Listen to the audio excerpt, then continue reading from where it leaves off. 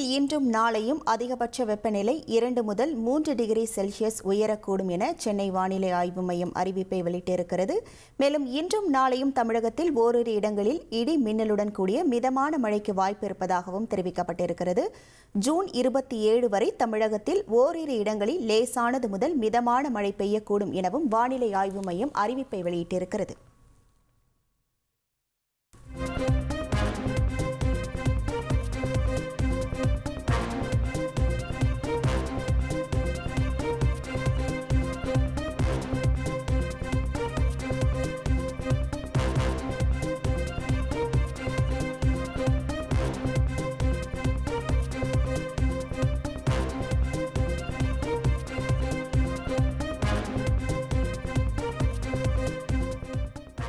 ட்ரெண்ட friend ஆக்கிக்கோங்க. 2.5 கோடிக்கும் அதிகமான தந்தி டிவியின் சப்ஸ்கிரைபர்ஸ் அண்ட் ஃபாலோவர்ஸ் குடும்பத்துல நீங்களும் இணையுங்க.